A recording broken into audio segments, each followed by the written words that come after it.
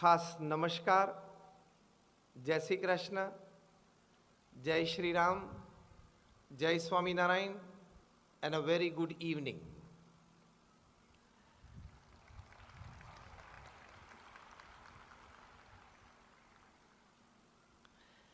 આજની આપણી વાતનો વિષય છે લાઈફ ઇઝ બ્યુટીફુલ. એટલે કે જીવન છે એ સૌંદર્યભર્યું છે. જીવન છે એ આનંદદાયી અને સુખદાયી છે.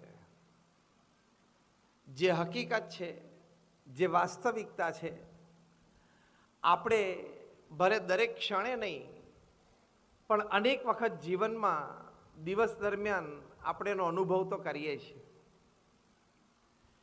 પણ કદાચ અહીંયા બેઠેલા તમારામાંથી ઘણા બધાને મનમાં એવો પ્રશ્ન થાય કે અમે તો એક સંત છીએ, સમાજ અને સંસારથી, એની દૈનિક પ્રવૃત્તિથી, વેપાર ધંધાની પ્રવૃત્તિથી અમે તો દૂર છીએ, અમને એનો કોઈ વિશેષ અનુભવ નથી. વળી પારિવારિક જીવનનો પણ કોઈ એવો અનુભવ નથી, કારણ કે BAPS સંસ્થાના સંતો બધા બાલ બ્રહ્મચારી છે. એટલે એક લૌકિક દ્રષ્ટિએ જો મૂલ્યાંકન કરવા જઈએ તો જે સંતે સમાજ સંસાર એ છોડીને ભક્તિ અને વૈરાગ્યને માર્ગે ચાલે છે ને લાઈફ ઇઝ બ્યુટીફુલ એ ખબર કેવી રીતે પડે,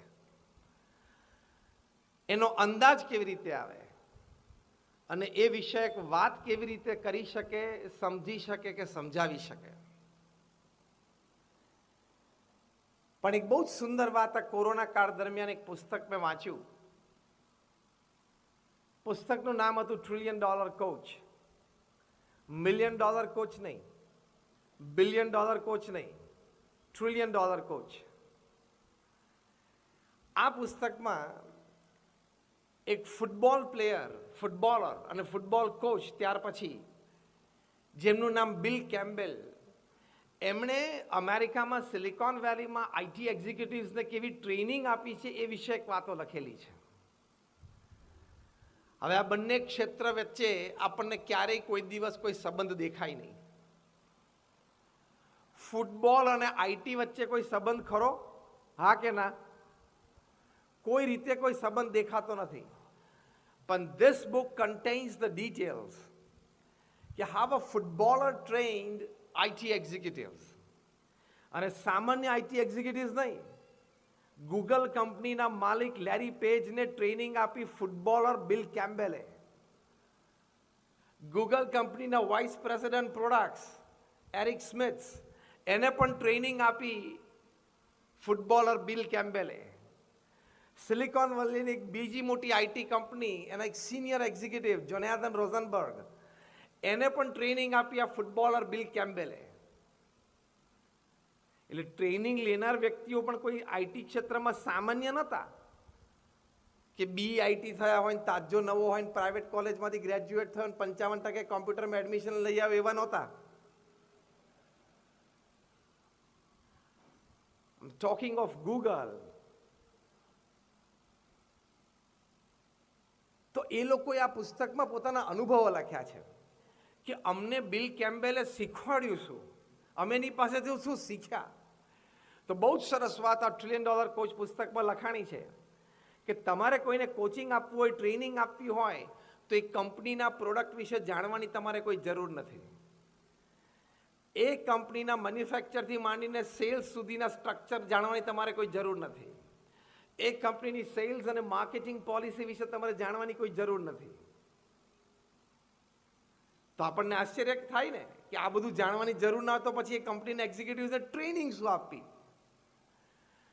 તો આ $1 ટ્રિલિયન કોચ પુસ્તકમાં IT એક્ઝિક્યુટિવ્સ અનુભવ લખ્યા છે કે બિલ કેમ્બેલે અમને એક જ વાત શીખવાડી જે મૂળભૂત હતી કે તમે જે સિનિયર મેનેજમેન્ટમાં ટીમ મેમ્બર્સ છો, પછી મિડલ મેનેજમેન્ટમાં તમે જે ટીમ મેમ્બર્સ છો અને જે લોઅર મેનેજમેન્ટમાં ટીમ મેમ્બર્સ છો, એક ટીમ તરીકે તમે જ્યારે સાથે કામ કરો છો, તમારે અંદર એકબીજા પ્રત્યે સંપ અને સહિષ્ણુતા કેટલા છે, એકબીજા પ્રત્યે તમારે આદર અને પ્રેમ કેવો છે, એકબીજાને તમે કેટલા સ્વીકારો છો, એકબીજાની ભૂલને ઢાંકવાનો કેટલો પ્રયત્ન કરો છો, એકબીજાને કેટલા પૂરક બનો છો, એકબીજાના વિચારોને સમજવાનો કેટલો પ્રયત્ન કરો છો, અને ઓફિસમાં ટીમ તરીકે તમે સાથે બેસીને ધંધાના વિકાસની ચર્ચા કરતા હોય એ સિવાયના કોઈ સમયમાં તમે પરિવાર સાથે મળીને એકબીજા સાથે આનંદ કરો છો કે નહીં.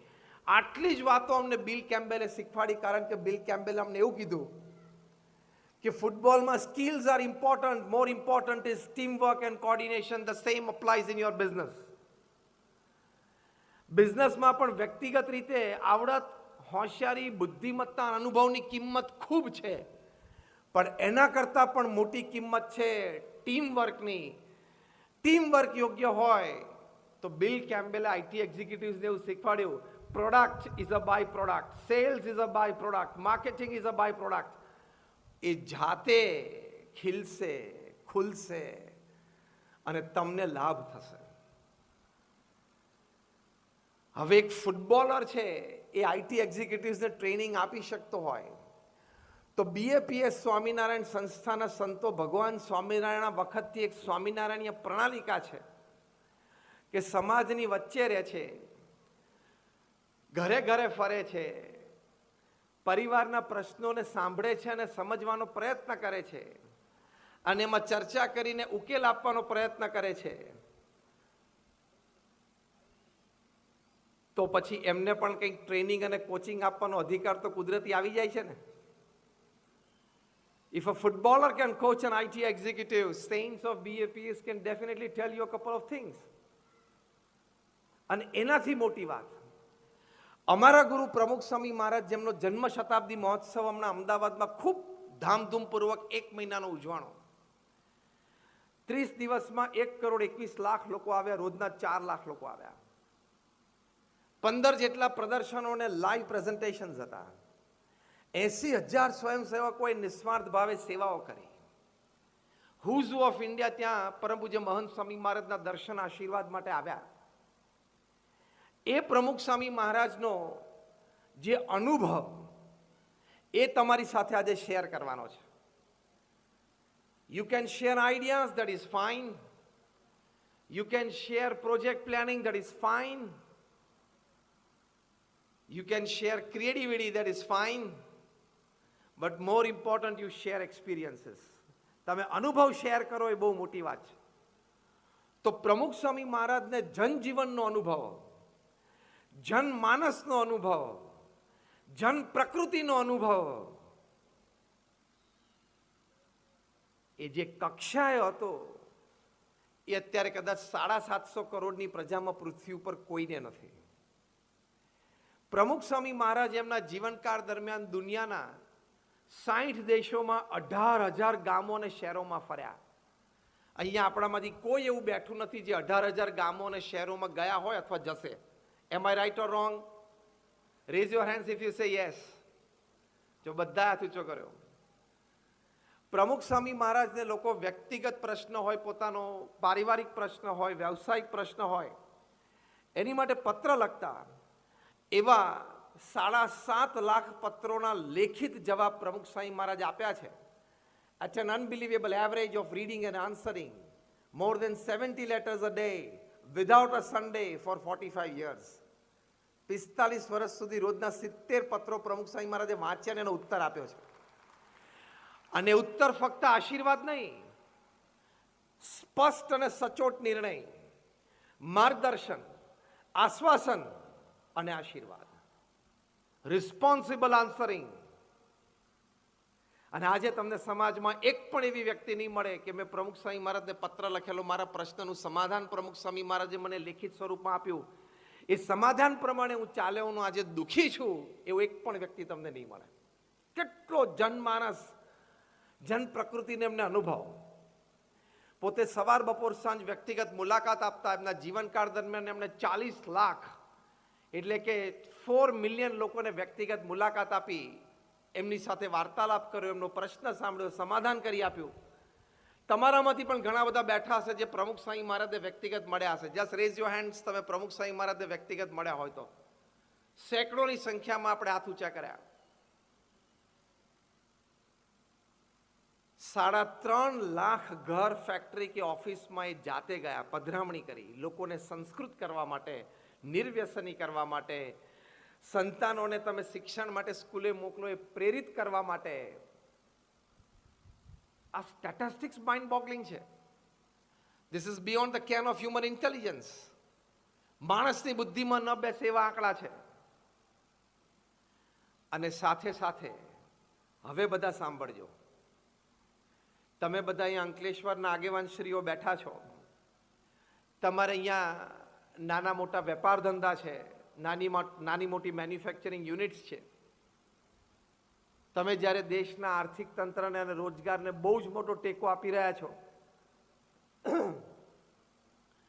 એક યુનિટ ઊભું કરવું કે એક કારખાનું ઊભું કરવું એટલે શું થાય તમને ખબર પડતી હશે. એમ આઈ રાઈટ ઓર રોંગ? પ્રમુખ સ્વામી મહારાજે એમના જીવનકાળ દરમિયાન 45 વર્ષમાં 1300 સંસ્થાઓ ઊભી કરી. એટલે તમારી ભાષામાં કહું તો 45 વર્ષમાં 1300 યુનિટ ઊભા કર્યા. મારી દ્રષ્ટિએ કદાચ 20% અંકલેશ્વર. અરે that to after the age of 51. આ પ્રમુખ સ્વામી મહારાજના જેટલા પણ આ સ્ટેટિસ્ટિકલ આંકડા હું બોલ્યો એ બધા 51 વર્ષની ઉંમરના પછીના છે. જ્યારે બૌદ્ધા લોકોને મનમાં રિટાયરમેન્ટના વિચારો આવવાની શરૂઆત થઈ જાય, શારીરિક માનસિક રીતે હું શક્તિહીન છું, મારી શક્તિ ઓછી થતી જાય છે એવો વિચારો આવવા માંડે. વેન હી સ્ટાર્ટ્સ વિડ્રોલ, પ્રમુખ સ્વામી સ્ટાર્ટેડ હિઝ કરિયર. પ્રમુખ સ્વામીની કારકિર્દી 51 વર્ષે શરૂ થઈ, એ ગુરુપદે આવ્યા ત્યારથી. 51 વર્ષથી 95 વર્ષની ઉંમર સુધી 45 વર્ષમાં 1300 સંસ્થા. હવે હું તમને એક કહાની કહું, એ સાંભળજો. એક જમીન સંપાદન થવી અથવા મળવી, એ જમીન ઉપર શું કરવું છે, hospital, hostel, school, college, community centre, સંસ્કારધામ, સંસ્કાર કેન્દ્ર, હરિમંદિર, મંદિર, અક્ષરધામ, એ અમારા બોર્ડ ઓફ ટ્રસ્ટીઝમાં નક્કી થવું. પછી અમે એક નોન ગવર્મેન્ટ ઓર્ગેનાઇઝેશન, એક નોન પ્રોફિટ ઓર્ગેનાઇઝેશન છીએ, એટલે ફંડ્સ, ચેરિટી, સોસાયટીમાંથી રેઝ થવા. એ જમીન લોકલ ગવર્મેન્ટ બોડીઝમાં પાસ થવી. અમારા આર્કિટેક્ટ પ્લાન ડિઝાઇન કરે, પછી એ પ્લાન લોકલ ગવર્મેન્ટ બોડીઝમાં પાસ થવા. પછી ટેન્ડર્સ ડિશ આઉટ થાય, ટેન્ડર પાસ થાય, કોન્ટ્રાક્ટર નિમાય, ખાતમુહૂર્ત થાય, કોન્ટ્રાક્ટર બાંધકામ શરૂ કરે, 2 માળ, 5 માળ, 10 માળની ઇમારત તૈયાર થાય. એ સંસ્થા ચલાવવા માટે અમારા 5-10 સમર્પિત સ્વયંસેવકો જોઈએ, મળી જાય. બીજા 25-50 પેઇડ એમ્પ્લોઈઝ છે, મળી જવા. ઉદ્ઘાટન સમારોહ નક્કી થઈ જવો અને એ હોસ્પિટલ, હોસ્ટેલ, સ્કૂલ, કોલેજ, મંદિરને સમાજની સેવામાં ઉદ્ઘાટિત કરીને મૂકી દેવું. આ જમીન સંપાદનથી માંડીને ઉદ્ઘાટન સમારોહ સુધીની આખી જે વાર્તા મેં તમને કરી, એ પ્રમુખ સ્વામી મહારાજે 45 વર્ષમાં દર 15મા દિવસે પૂરી કરી. એટલે તમારે વેપાર, ધંધો, વહીવટ, મેનેજમેન્ટ, એડમિનિસ્ટ્રેશન, HR, તમે જે પણ વાત કરો ને, તમને પ્રમુખ સ્વામી મહારાજના જીવનમાંથી વિપુલ પ્રમાણમાં શીખવા મળશે.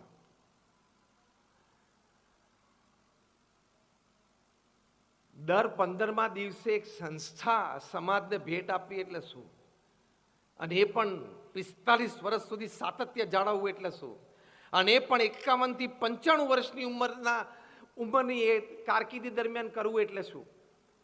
આ પણ માઇન્ડ બોગલિંગ છે ને beyond the can of human intelligence. માણસની બુદ્ધિમાં બેસે ને એવી વાત છે.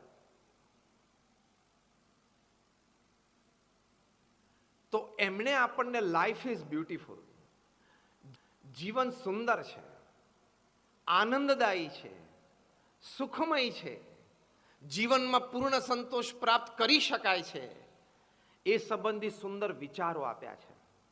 પોતાના અનુભવ પરથી, સનાતન ધર્મના શાસ્ત્રોમાં જે કથિત વાત છે તેના પરથી, અને આજના યુગના મહાપુરુષોના વિચારોને પણ સમન્વયમાં રાખીને સુંદર વિચારો આપ્યા.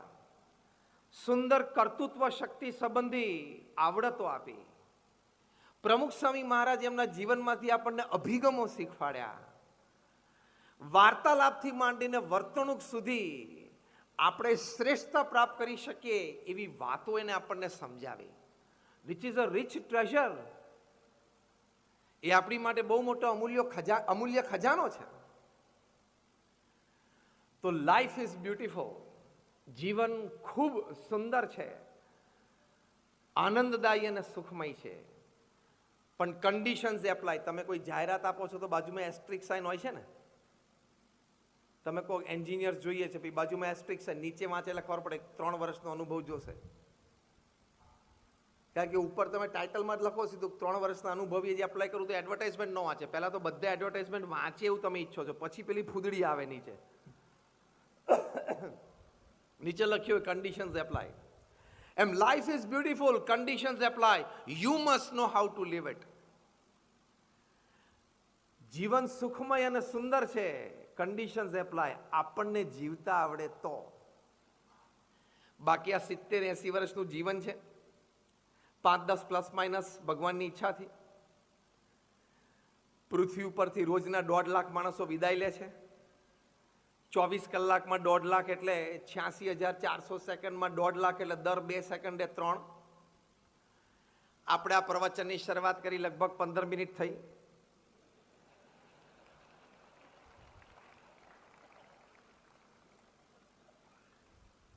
ફિફ્ટીન 6 19 900 સેકન્ડ થઈ. 1200 જણા પૃથ્વી ઉપરથી જતા રહ્યા. અને ભગવાનની ઈચ્છા હોય ને કાલનું ફૂલ કોન્સન્ટ્રેશન અંકલેશ્વર ઉપર મૂકી દેતો,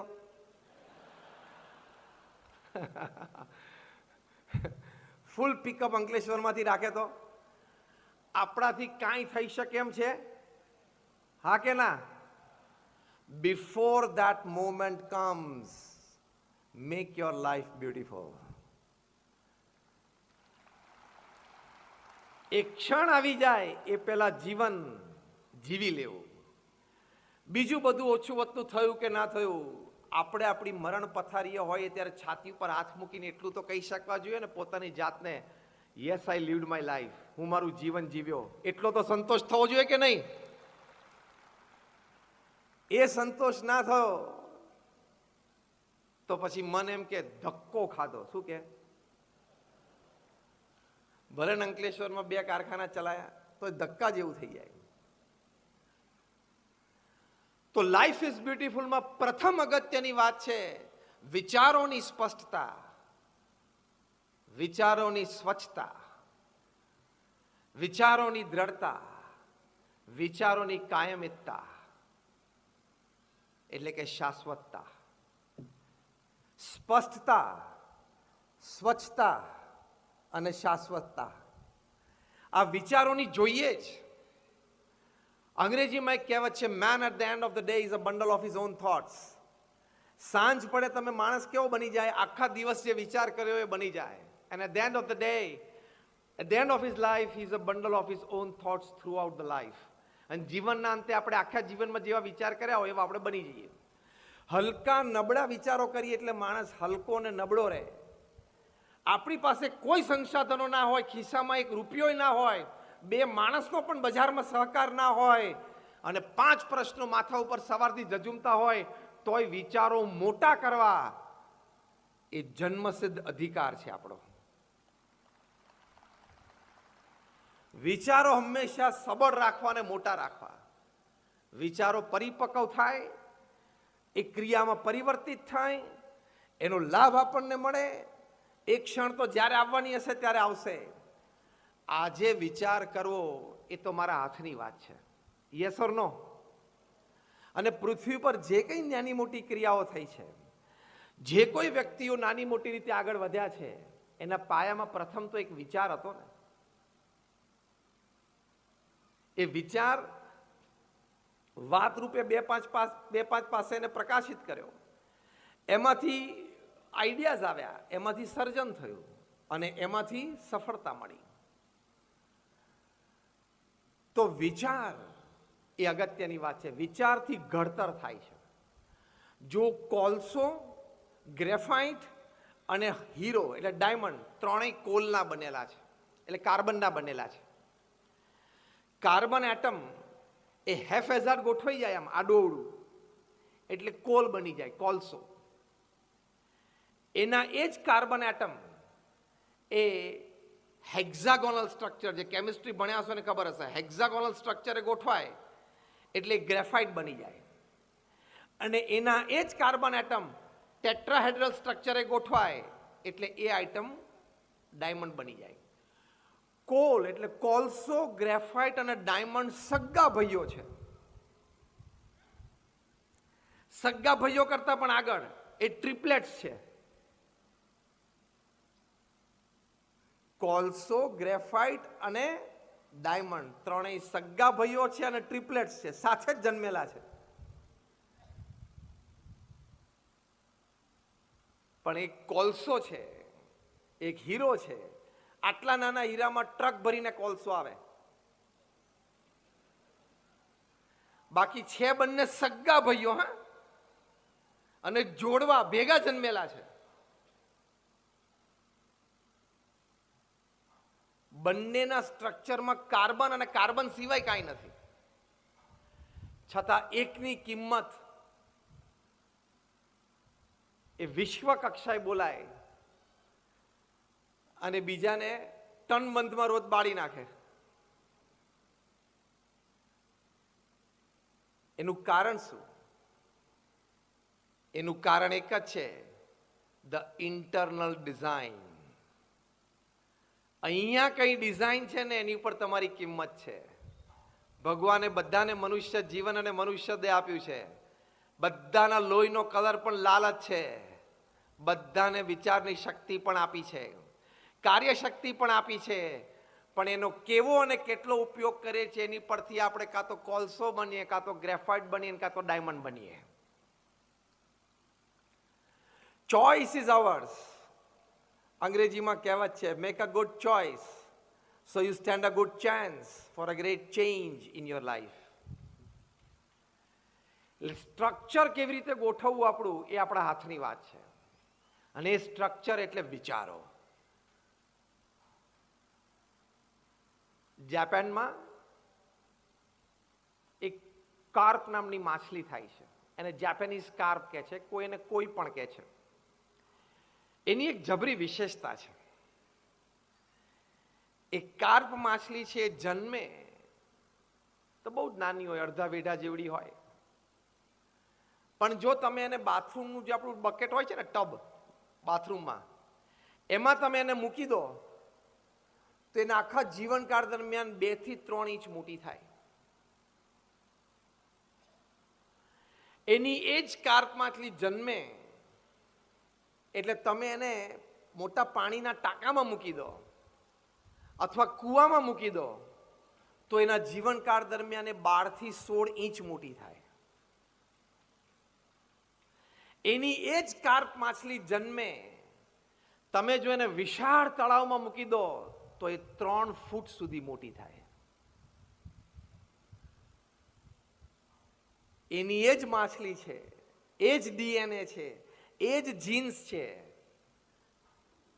પણ એ કયા વાતાવરણને સ્વીકારે છે, એ વાતાવરણમાં લઈને પોતાની માનસિકતા કેવી રીતે ઘડે છે, એ માનસિકતાના આધારે પોતાનો વિકાસ કેટલો મૂલવે છે, એની ઉપર એનો વિકાસ થાય છે. એ માની લે છે કે મારી પાસે આનાથી વધારે તરવાની જગ્યા જ નથી, એવું માની લે છે. એટલે 2 કે 3 જ ઇંચ મોટી થાય છે. વોટર ટેન્કમાં અથવા કૂવામાં મૂકેલી એ કાર્પ માછલીને એમ થાય છે કે આટલું મારું ક્ષેત્ર છે, આટલી મને તરવાની જગ્યા છે, એટલે વળી એ 12 થી 16 ઇંચ મોટી થાય છે. અને જ્યારે વિશાળ તળાવમાં એને મૂકી દે છે ત્યારે એને દૂર દૂર સુધી પાણી દેખાય છે. એમ થાય કે ઓહો, હું તો ઘણું તરી શકું છું. એટલે 3 ફૂટની થઈ જાય છે. વિચારોની સ્પષ્ટતામાં પહેલી વાત આ કે હું ઘણું અને લાંબે સુધી તરી શકું છું. This is the first thought process. તમારામાંથી ઘણા બધા એવા હશે કે જ્યારે અહીંયા આવ્યા ત્યારે સામાન્ય પરિસ્થિતિમાં હશો. આજે તમે નાનું મોટું કારખાનું કર્યું, નાનું મોટું ટ્રેડિંગ કરો છો અને તમે પ્રગતિના પંથે છો. તમે જેટલી તમારી મર્યાદા સ્વીકારી લો એટલો જ તમારો વિકાસ થાય. તમે એમ નક્કી કરો કે મારો વિકાસ અમર્યાદ થઈ શકે છે તો અમર્યાદ વિકાસ થાય. ચાયવાળા પણ ભારતના પ્રધાનમંત્રી બની શકે. વિચારની વિશાળતા કે અમર્યાદ વિકાસ મારો શક્ય છે. આ વાક્ય મારી સાથે બોલજો, અમર્યાદ વિકાસ મારો શક્ય છે. અમર્યાદ વિકાસ આપણો શક્ય છે એ આપણે રોજ સવારે પોતાની જાતને કહેવું. I am born to grow, I am born to succeed. હું જન્મ્યો છું સર્વાંગી વિકાસ માટે, હું જન્મ્યો છું સફળતા માટે. બાકી પ્રમુખ સ્વામી મહારાજ 5 ધોરણ ભણેલા હતા. આજે 5 ધોરણ ભણેલી વ્યક્તિ એ પણ 64 જેવા નાના વડોદરા જિલ્લાના ગામડામાં અંગ્રેજીનું એક વાક્ય બરોબર ન બોલી શકે એ વ્યક્તિને બ્રિટિશ પાર્લામેન્ટમાં એમનું સન્માન થાય, કેનેડાની પાર્લામેન્ટમાં એનું સન્માન થાય, કેન્યાની પાર્લામેન્ટમાં એનું સન્માન થાય, કેટલી બધી કી ટુ ધ સિટીઝ એમને અમેરિકામાં મળે. ગાંધીનગર અને અક્ષરધામ, ગાંધીનગર અને દિલ્હી જેવા અક્ષરધામનું એ સર્જન કરે, એ કોઈ સામાન્ય વાત છે?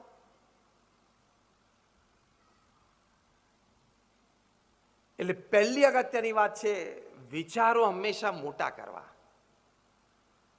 કે થશે અને થઈ શકે છે.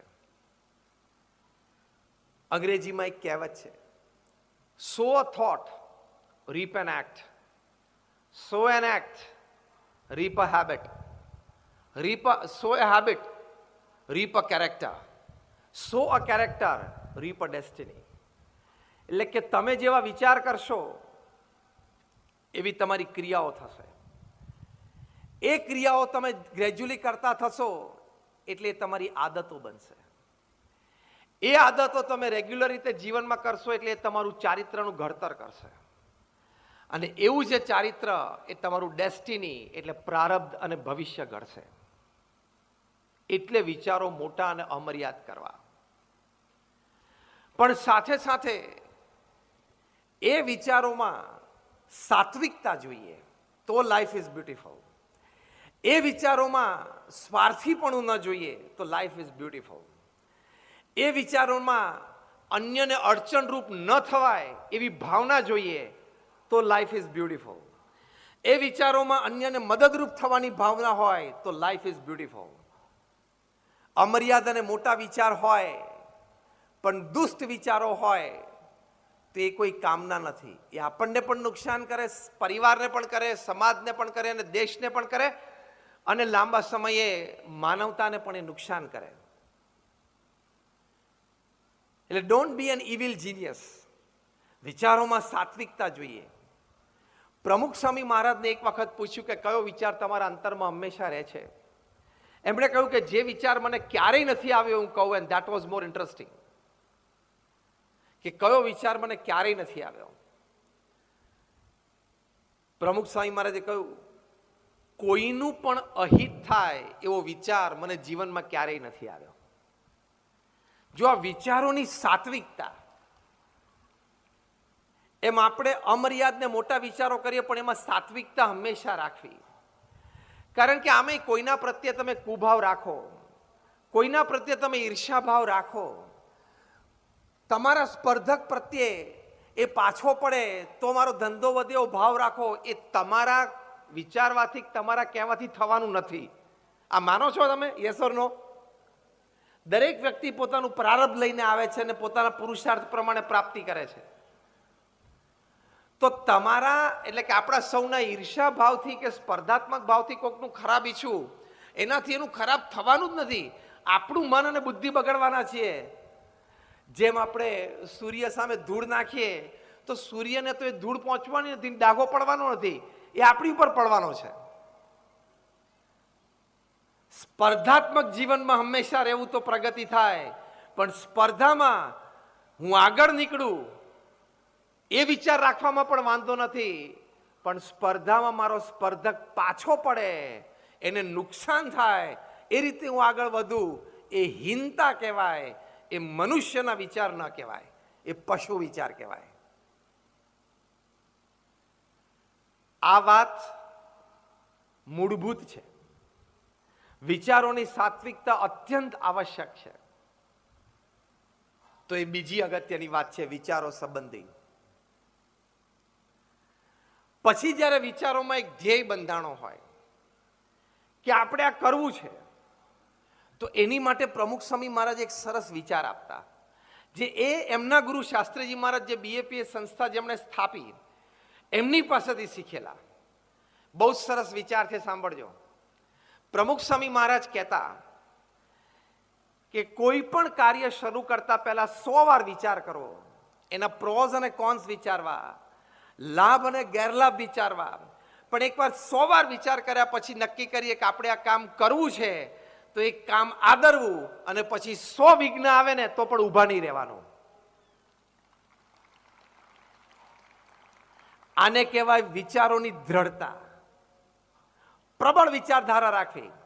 Think 100 times before you start, but once you start, don't stop, even if you have 100 obstacles. દરેક મહાપુરુષોએ આ રીતે જ કામ કર્યું છે. ગાંધીજીને કેટલા વિઘ્નો આવ્યા, પણ દેશની આઝાદીનો વિચાર હતો, બધા વિઘ્નોને એમણે પાર કર્યા. અબ્રાહમ લિંકનને કેટલા વિઘ્નો આવ્યા, 16 વખત ઇલેક્શન હાર્યા, છતાં નક્કી કર્યું હતું તો એક સમયે જીત્યા અને અમેરિકાના પ્રમુખ બન્યા. સાઉથ આફ્રિકામાં અપાર્થાઇડ મૂવમેન્ટમાં નેલ્સન મંડેલાને કેટલા બધા વિઘ્નો આવ્યા. 27 વર્ષની જેલ કલ્પનાતીત છે. અમારા વડીલ સંત છે સદગુરુવર્ય પરમ પૂજ્ય ડોક્ટર સ્વામી, એ ઘણી વખત કહે છે કે મારી દ્રષ્ટિએ, એટલે કે એમની દ્રષ્ટિએ, પૃથ્વી ઉપર કોઈ એક વ્યક્તિએ સૌથી વધારે દુઃખ સહન કર્યું હોય તો નેલ્સન મંડેલા છે. જો વિઘ્નો ઘણા આવ્યા, પ્રમુખ સ્વામી મહારાજે નક્કી કર્યું કે દિલ્હીમાં અક્ષરધામ બાંધવું છે. આજે પણ આપણે અહીંયા કોઈ બેઠા છીએ ને, આપણને કોઈક દિલ્હીમાં 110 એકર જગ્યા જમીન ભેટમાં આપે ને તોય મૂંઝવણ થવા માંડે. હા, અંકલેશ્વરમાં પ્લોટ આપે 800 સ્ક્વેર ફૂટનો અને 8000 સ્ક્વેર ફૂટનો તો કંઈક કરવાનું મન થાય. બાકી હમણાં દિલ્હીમાં 110 એકર આપે કે આને 5 વર્ષમાં ડેવલપ કર. એટલે આપણે લખીએ કે સપ્રેમ ભેટ પાછી.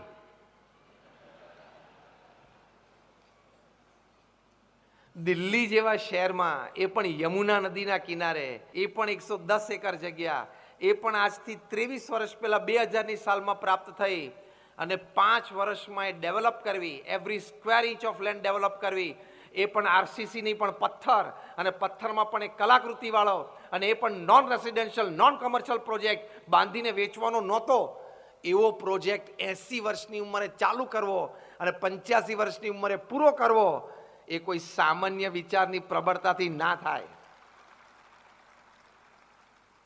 એટલે આ પ્રમુખ સ્વામી મહારાજનું દ્રષ્ટાંત સાંભળીને કાલ સવારે તમારી કેમિકલ ફેક્ટરીમાં નવા કેમિકલનો પ્રયોગ ચાલુ કરો.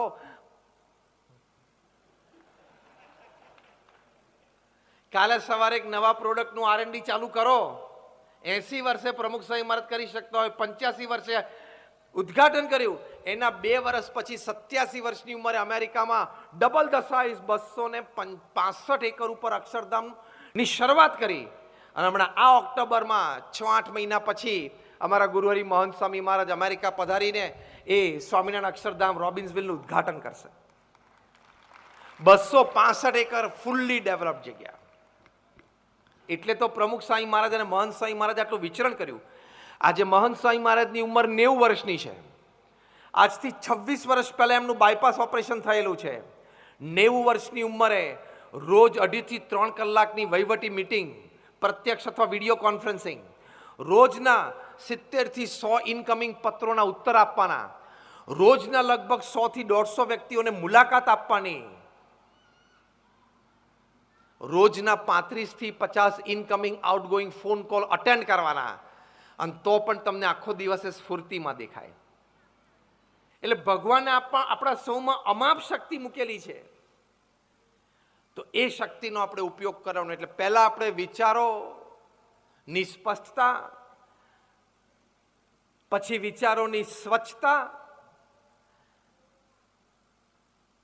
અને વિચારોની દ્રઢતા. કારણ કે man at the end of the day is a bundle of his own thoughts. જેવા વિચારો કરીએ એવા આપણે બનીએ છીએ. અને અગેન આ વાક્ય બોલવાનું મન થાય છે, ખિસ્સામાં રૂપિયો ના હોય ને તો 10 કરોડનો ધંધો કરો છો, વિચાર તો રોજ કરવો જ. વિચારોની માલિકી તો આપણી છે ને, યસ ઓર નો? અને મોટા વિચાર કરીએ એમાં કોઈ આપણને દોષિત ઠેરાવી નથી શકવાના. ક્યાં એના મગજથી આપણે વિચાર કરીએ છીએ? ક્યાં એનું મગજ ભાડે વાપરીએ છીએ?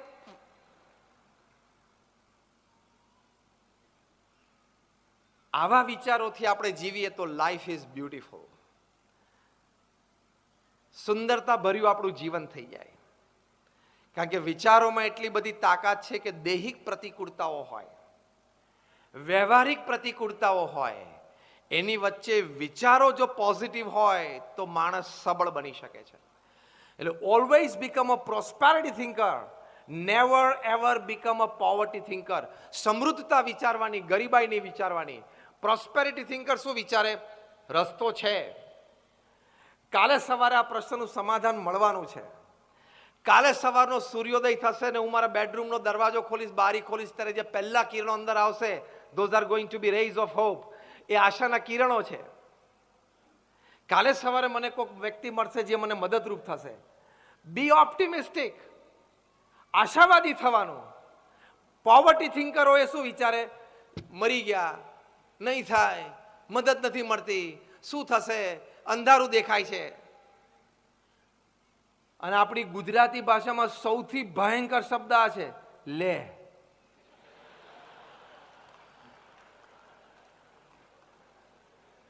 લે કરીને આમ ઢીલો પડી જાય.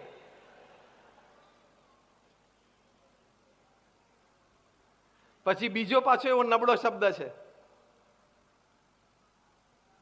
ખબર નહીં કે. અને બંનેને ચડી જાય એવો એક અવાજ છે ગુજરાતી ભાષામાં. કરો તો, કરો તો એક વાર. કરો જ છો દિવસમાં 10 વાર, અત્યારે કરો ને. હા એમ. આ તો જાગૃતિ લાવવા માટે, કારણ કે પાછો 10 વાગ્યાનો સમય થયો ને, 10:15 વાગ્યા જોકા આવતા હોય. What I mean to say, નેગેટિવિટીમાંથી દૂર રહેવા માટે સવારના પોરમાં આવા વાક્ય બોલવા, પ્રોસ્પેરિટી થિંકર થવાનું. થશે, થઈ શકશે, લેટ્સ ડુ. તો લાઈફ ઇઝ બ્યુટીફુલ થઈ જાય. બીજું ક્ષેત્ર છે લાઈફ ઇઝ બ્યુટીફુલમાં, રાઇટિયસનેસ. નીતિમત્તા, પ્રામાણિકતા અને સદાચાર વૃત્તિ અને સદાચાર પ્રવૃત્તિ.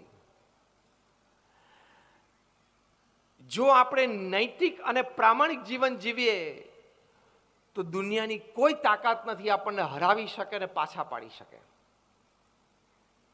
જ્યારે હું કોર્પોરેટ્સને વાત કરું ત્યારે એક વાત ખાસ કરું છું કે with the best of academics, best of talents, best of experiences, best of knowledge, best of know how, best of platform, best of support systems, if you lose out on ethics, norms and disciplines, you are a loser.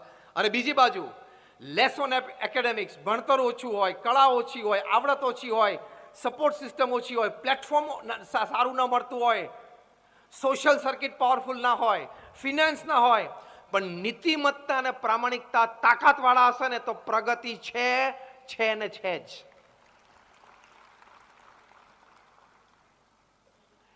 તમે જ વિચાર કરો ને, તમારી પાસે તમારે કોઈ job પર કોઈને વ્યક્તિને રાખવાનું, તમે ઇન્ટરવ્યુ બહાર પાડે અને કોઈ વ્યક્તિ આવે, 2 જણા હોય, એક ભણવામાં પણ એને એકેડેમિકલી ક્વોલિફાઈડ હોય અને અનુભવ પણ સારો હોય, પણ એના બેકગ્રાઉન્ડમાં ક્યાંક અનએથિકલ પ્રેક્ટિસ હોય, ચોરી હોય.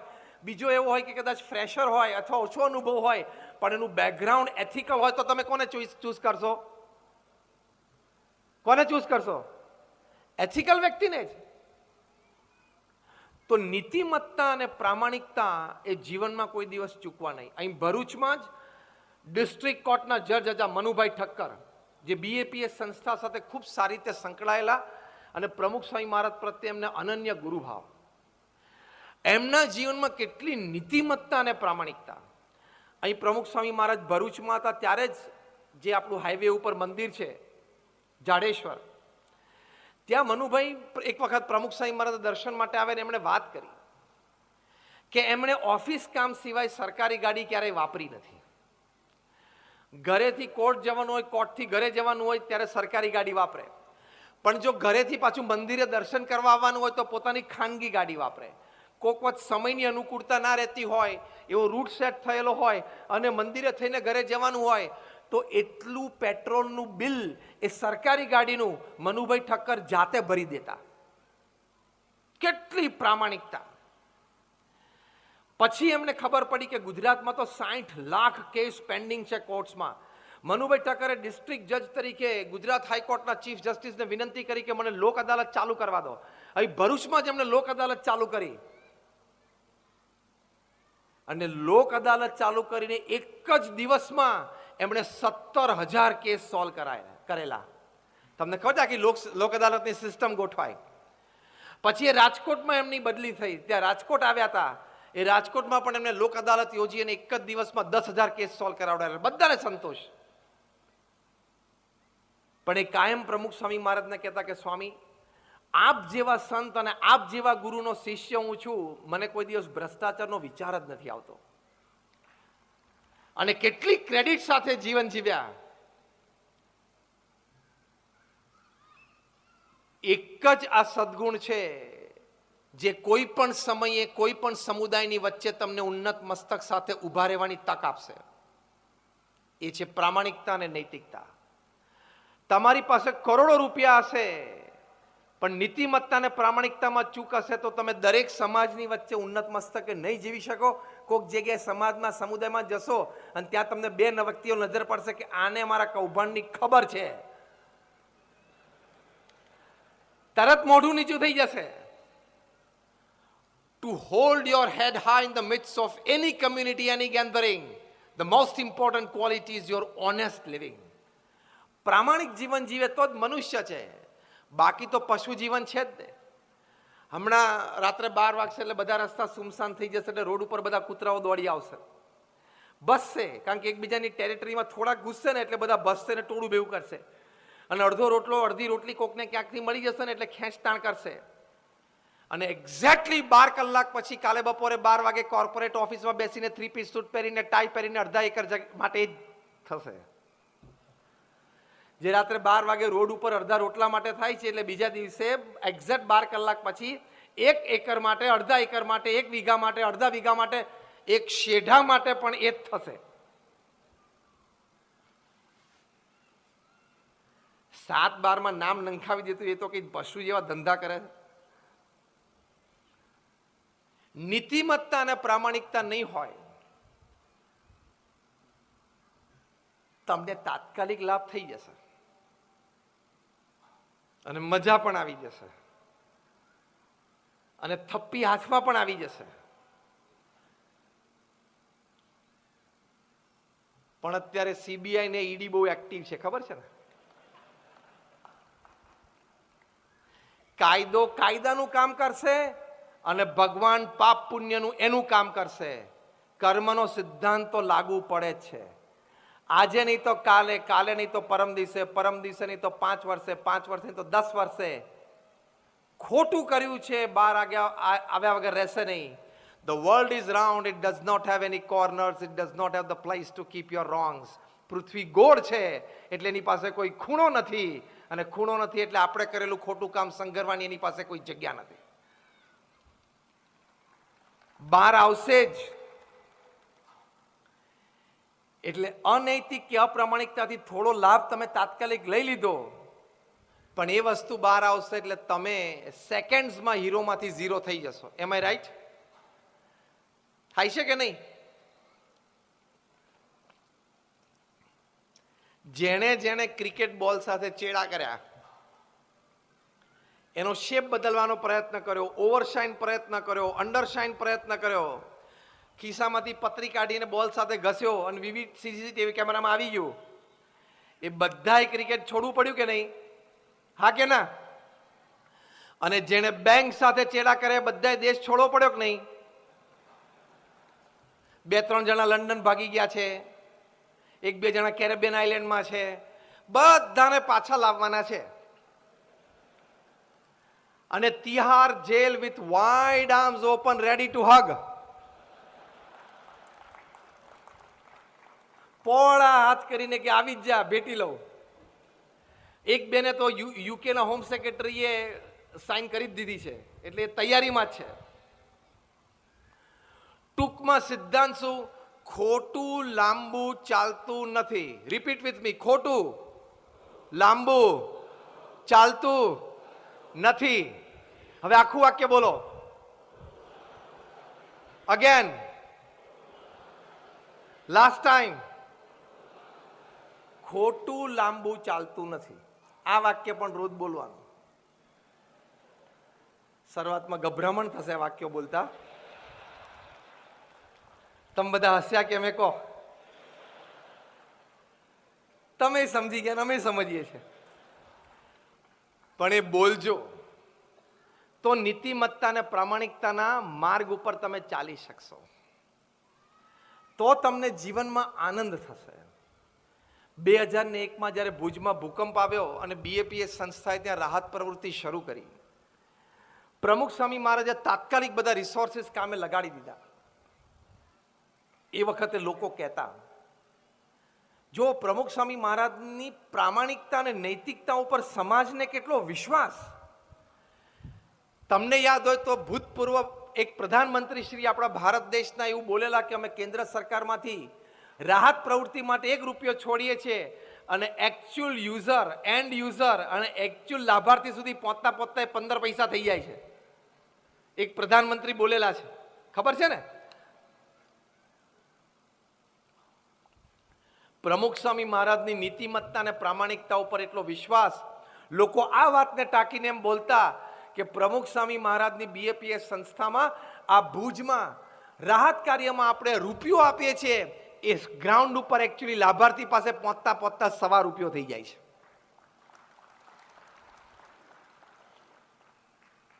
આપણી નીતિમત્તા અને પ્રામાણિકતા ઉપર એટલો વિશ્વાસ હોવો જોઈએ લોકોને. એ જે કમાણી છે ને, એ આ લાઈફ ઇઝ બ્યુટીફુલ.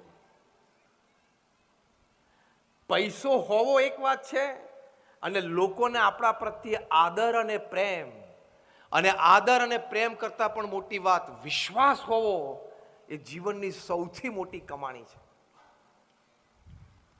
એ કમાણી આપણે કરીએ ને તો લાઈફ ઇઝ બ્યુટીફુલ. પૈસા કમાતા તો 750 કરોડની પ્રજાને બધાને આવડે છે, હા કે ના? તો જ બધા ખાઈને સૂતા હશે ને રાત્રે. કપડા પહેરતા સારા બધાને આવડે છે, બ્રાન્ડેડ ક્લોથ્સ પણ બધા પહેરે છે. બ્રાન્ડેડ ક્લોથ્સ પહેરવાથી આપણે બ્રાન્ડેડ નથી થતા, એ ખબર છે ને? માનનીય પ્રધાનમંત્રી શ્રી નરેન્દ્રભાઈ મોદીએ જે સૂટ પહેર્યો એનું ઓક્શન થયું એટલે 4,31,00,000 વેચાણો. મહેન્દ્રસિંહ ધોનીએ જે સૂટ પહેર્યો તેનું ઓક્શન થયું એટલે 1,31,00,000 વેચાણો. અને આપણે બ્રાન્ડેડ કપડાં પહેર્યા હોય અને વેર એન્ડ ટેરમાં ગયા હોય અને પછી એમાંથી 2 શર્ટ, 2 ટી-શર્ટ, 2 પેન્ટ ત્રણેય વેચવા કાઢી એટલે બપોરે પહેલા ફરતા એમાંથી એક તગારું આપે ને એક ડબલું આપે.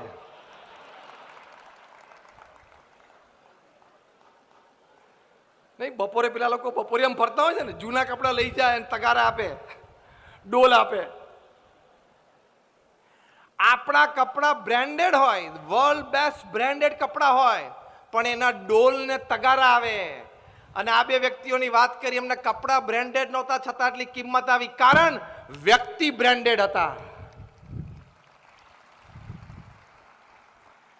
આપણે બ્રાન્ડેડ થવું પડે. પ્રમુખ સ્વામી મહારાજ એમના જીવનકાળ દરમિયાન 75 વર્ષ સુધી ભગવા કપડા પહેર્યા, આ જ સ્ટાઇલ. કોઈ એમાં બીજી કોઈ સ્ટાઇલ નહીં. અંગ્રેજીનું એક વાક્ય નહોતા બોલતા. 80 વર્ષની ઉંમર અને 2000ની સાલમાં ફ્લોરિડામાં માયામીમાં બિલ ક્લિન્ટન તત્કાલીન અમેરિકાના રાષ્ટ્રપતિશ્રી સાથેની મુલાકાત થઈ. બંને મહાનુભાવો મળ્યા, 22 મિનિટની આ મુલાકાત. બિલ ક્લિન્ટન અંગ્રેજી બોલે, પ્રમુખ સ્વામી મહારાજ એક શબ્દ ના સમજે. પ્રમુખ સ્વામી ગુજરાતી બોલે, બિલ ક્લિન્ટન એક શબ્દ ના સમજે. વચ્ચે અમારે એક સંત હતા દુભાષ્યા તરીકે, એટલે બે ઇંગ્લિશ ગુજરાતી કરતા હતા. એટલે actually in the 22-minute conversation it was just 8 minutes. ખાલી 8 જ મિનિટ હતું ને કોન્વર્સેશન, કારણ કે 2 વે ચાલતું હતું. 8 મિનિટની મુલાકાત પછી બિલ ક્લિન્ટન બોલ્યા. હવે હું એમને શબ્દશઃ નહીં અક્ષરશઃ કોટ કરું છું. બિલ ક્લિન્ટન બોલ્યા કે I haven't seen such expressive eyes full of integrity in my life. આટલી પ્રભાવશાળી આંખો અને એ આંખોમાં આટલી બધી ઇન્ટિગ્રિટી એટલે પ્રામાણિકતા, નૈતિકતા મેં કોઈ આંખોમાં ક્યારેય જોઈ નથી.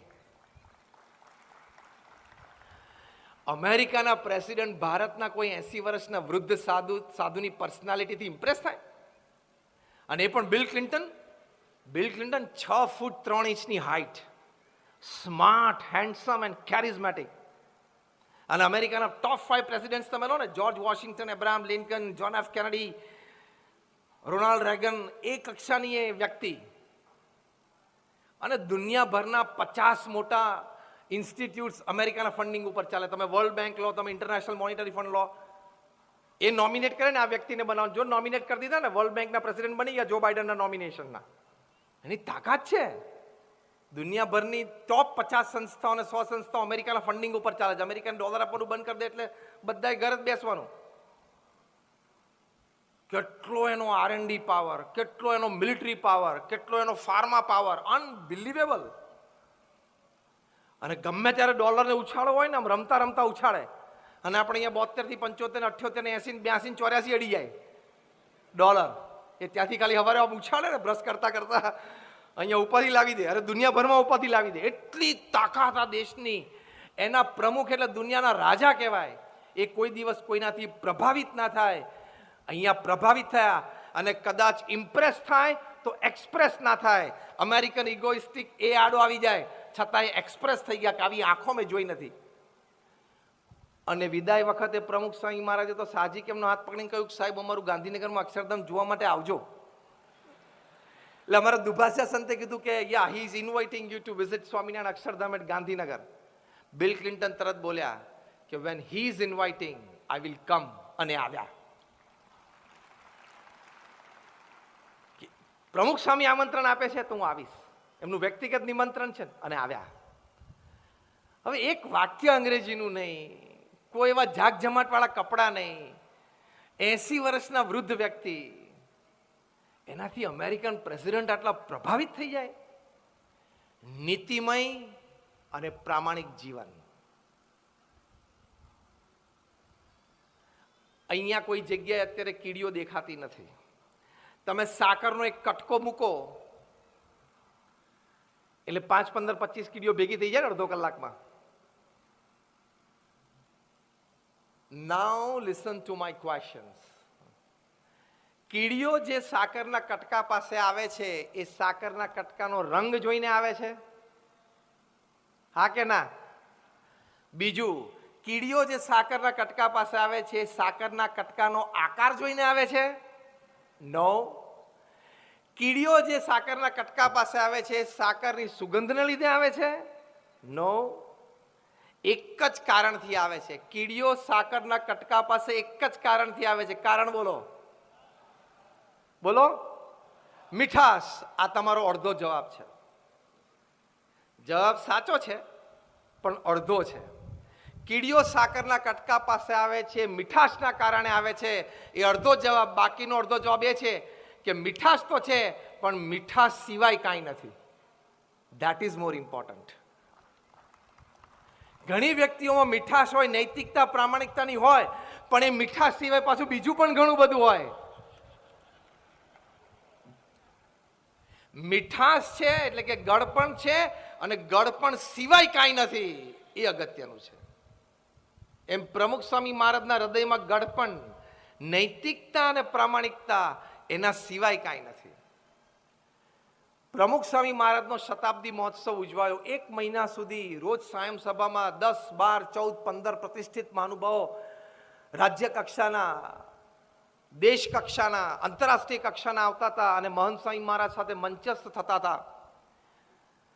એકનો અનુભવ.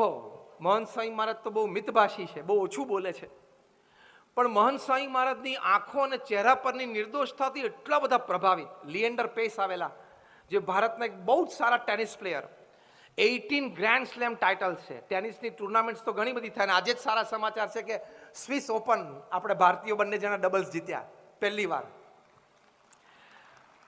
તો આ ટેનિસની રમત છે, એમાં ઘણી બધી ઓપન ટુર્નામેન્ટ્સ થાય. એમાં 4 ગ્રેન્ડ સ્લેમ કહેવાય. ઓસ્ટ્રેલિયન ઓપન, પછી વિમ્બલ્ડન રમાય, પછી ફ્રેન્ચ ઓપન અને પછી US ઓપન. આ 4માંથી એક જીતે ને એટલે ગ્રેન્ડ સ્લેમ જીત્યો કહેવાય. એવી 18 ગ્રેન્ડ સ્લેમ જીતેલી આ વ્યક્તિ છે લિએન્ડર પેસ. તમે બધા નામ તો સાંભળ્યું હશે સારી રીતે, અને એમને એડવર્ટાઇઝમેન્ટ ઘણી જોયા પણ હશે. પોતે ક્રિશ્ચન છે,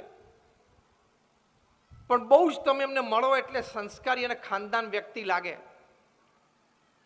ત્યાં મેં એમને ગોલ્ફ કારમાં લગભગ એમને એક સમય 1-1.5 કલાકનો જ હતો, એટલે 1-8 કલાક બધું નગરમાં બધા દર્શન કરાવ્યા. પછી મહંત સ્વામી મહારાજના દર્શન માટે ગયા. મહંત સ્વામી મહારાજની આંખો જોઈને આમ ચોંટી ગયા, મૂર્તિની જેમ ચોંટી ગયા. પ્રમુખ સ્વામી મહારાજની મોટી મૂર્તિ જોઈ ત્યાં મૂર્તિની સામે આંખોમાં આમ ચોટી ગઈ એમની આંખો. અને એમના ઇન્ટરવ્યુમાં વારે વારે એક જ વાત કરી, સચ loving eyes, such expressive eyes, such innocent eyes I have never seen in my life.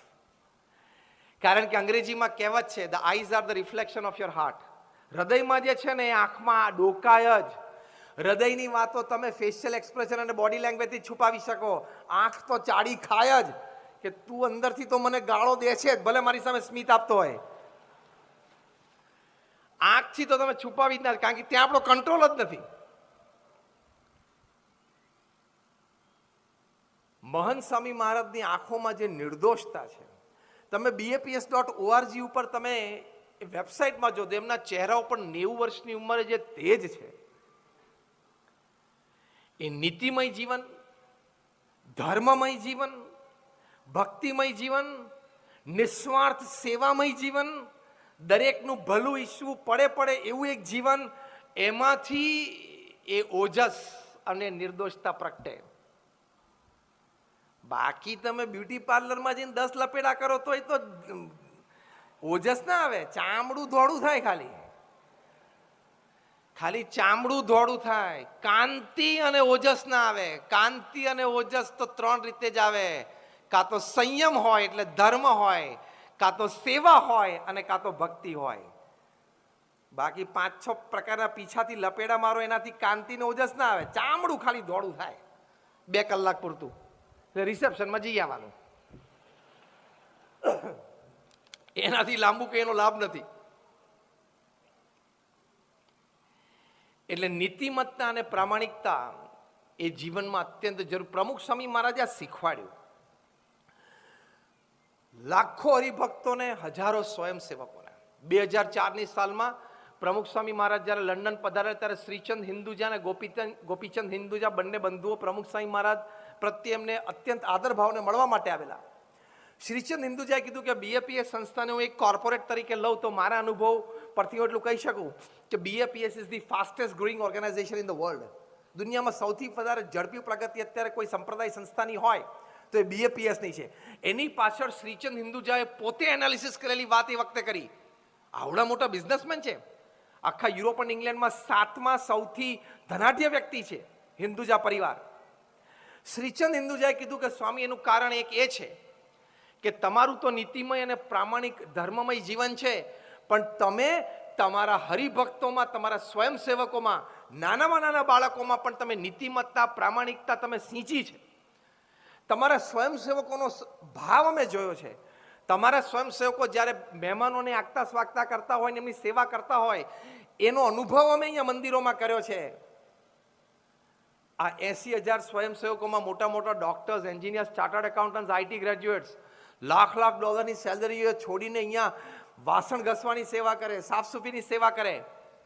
આ હું એટલા માટે કહું છું, આપણે જે મુદ્દો સમજી રહ્યા છે લાઈફ ઇઝ બ્યુટીફુલમાં, રાઇટિયસનેસ, નીતિમત્તા અને પ્રામાણિકતા, એમાં એટલે કે એ સદગુણમાં જોર અને તાકાત આવે એની માટે નિસ્વાર્થ ભાવે કોઈક ક્રિયા અને પ્રવૃત્તિ કરવી, સેવા કરવી અત્યંત આવશ્યક છે. એટલે તમારામાંથી જે આજના સમારંભમાં અહીંયા લાયન્સ, રોટરી અને JCI અને આ સાબરકાંઠા અરાવલી મિત્ર મંડળના સભ્યો છે, બધાને આપણે ખૂબ ખૂબ ધન્યવાદ આપીએ છીએ કે તમે તમારી વ્યવસાયિક પ્રવૃત્તિની સાથે સાથે આવી એક નાની મોટી સમાજ સેવાની પ્રવૃત્તિમાં જોડાયા છો.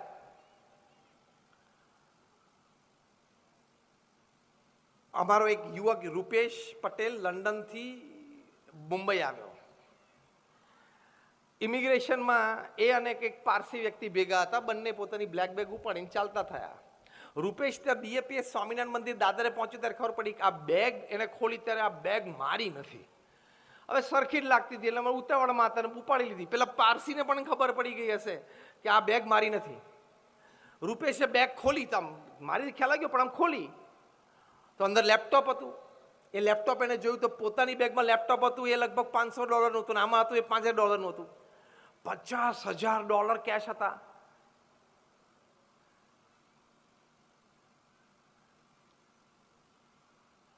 હવે વિચાર શું આવે? શું મહેરબાની છે યાર.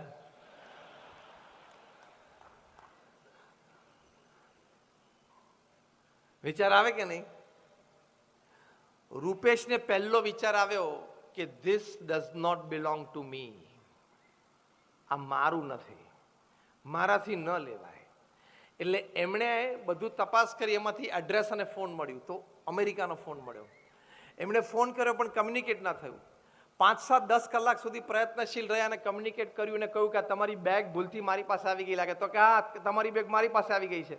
તો કે તમે ક્યાં છો, હું આપવા માટે આવું.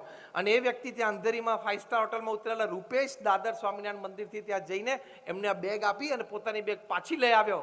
ત્યારે એ સજ્જને પૂછ્યું રૂપેશને કે તારા કપાળમાં તિલક ચાંદલો છે, આર યુ અ સ્વામિનારાયણ? તો કે યસ.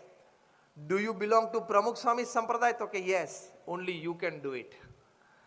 આ તું પાછો આવ્યો ને, પ્રમુખ સ્વામી ને સ્વામિનારાયણના સંસ્કાર છે. આપણે બધા ઈચ્છીએ છીએ કે આપણા સંતાનો આવા પ્રામાણિક અને નીતિમય થાય. હા કે ના? Just rays your hands. આપણે બધા જ ઈચ્છીએ છીએ, કારણ કે આપણને બધાને અહીંયા બેઠા છીએ, આપણે બાપ દાદાના સંસ્કારો મળ્યા છે. આપણે પણ બધા નીતિમય અને પ્રામાણિક જીવન જીવીએ છીએ અને પૂરો પ્રયત્ન કરીએ છીએ. ક્યાંક ક્યાંક કોઈક વખત લોભાઈ જઈએ છીએ, એ મનુષ્યની પ્રકૃતિ છે. પણ આપણા સંતાનો નીતિમય અને પ્રામાણિક બને એની માટે આપણે પ્રયત્નશીલ છે. તો આવી વાતો એમને કરવી, આવી સમજદારી એમને આપવી, આવી પ્રેરણાઓ એમને આપતા રહેવી, તો એ તમારી આવતી પેઢી આટલી પ્રામાણિક અને નીતિમય થશે અને તો તમને જીવન જીવવાનો આનંદ આવશે. તો લાઈફ ઇઝ બ્યુટીફુલ. ત્રીજી અગત્યની વાત, આપણે જ્યાં પણ હોઈએ, જે પણ કરતા હોઈએ, જે પણ આપણો વ્યવસાયિક મતલબ કે ધ્યેય હોય, પણ ક્યાંક કોક રીતે નાની પણ નિસ્વાર્થ સેવામાં અવશ્ય જોડાવું. જે હાથ સેવા નથી કરતા એ હાથ પવિત્ર નથી.